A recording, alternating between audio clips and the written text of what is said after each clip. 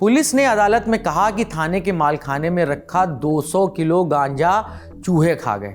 ये कोई मजाक या चुटकुला नहीं है, बल्कि पुलिस का आधिकारिक दावा है जो सच में कागजों में दर्ज किया गया। अब पूरा मामला समझिए। इंडियन एक्सप्रेस की रिपोर्ट के मुताबिक करीब 3 साल पहले झारखंड पुलिस ने एक बड़ी कार्रवाई का दावा किया। जनवरी 2022 में रांची जिले के ओरमांझी थाना क्षेत्र में नेशनल हाईवे 20 पर एक सफेद बोलेरो गाड़ी को रोका गया। पुलिस का कहना है कि उन्हें सूचना मिली थी कि रांची से रामगढ़ की तरफ नशीले पदार्थों का एक बहुत बड़ा जखीरा लेकर जाया जा रहा है। पुलिस के मुताबिक जैसे ही गाड़ी रोकी गई, उसमें से 3 लोग कूदकर भागने लगे। एक व्यक्ति इंद्रजीत राय को मौके पर पकड़ लिया गया, जबकि 2 भागने में कामयाब हो गए। इसके बाद गाड़ी की तलाशी ली गई और पुलिस ने दावा किया कि उसमें से करीब 200 किलो गांजा बरामद हुआ है।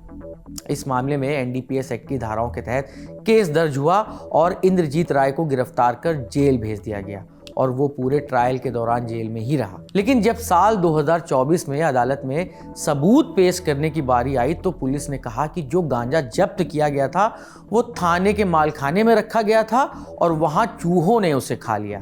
इस बात की एंट्री बाकायदा थाने की स्टेशन डायरी में दिखाई गई। इस दावे ने पूरे केस को उलट दिया।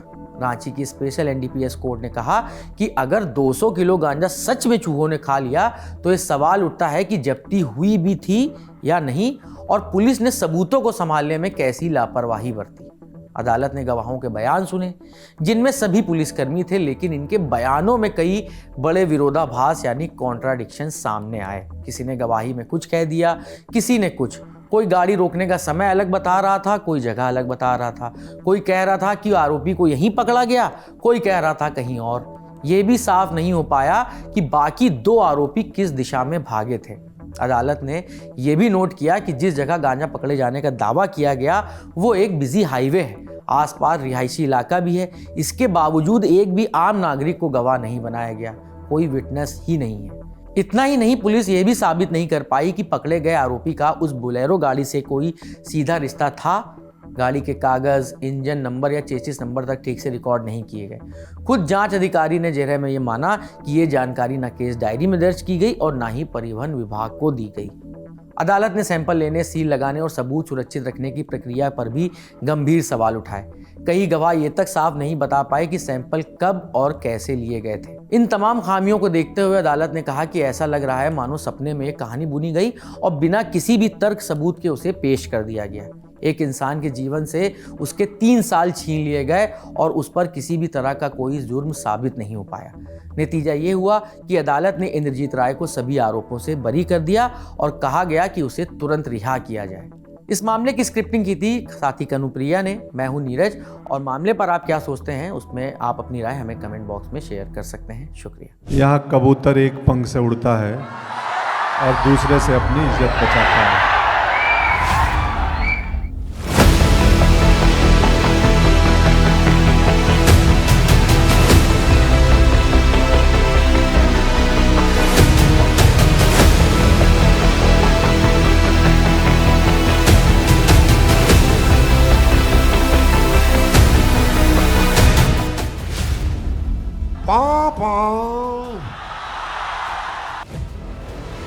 रील नहीं, बिहार वाली रियल वाइब्स चाहिए तो 10 जनवरी को आइए बापू सभागार पटना, जहां सजेगा लल्लन टॉप अड्डा। thelallanTop.com खोलो, बैनर पर क्लिक करो और तुरंत करो रजिस्टर और पहुंच जाओ पटना के सबसे जबरदस्त अड्डे में।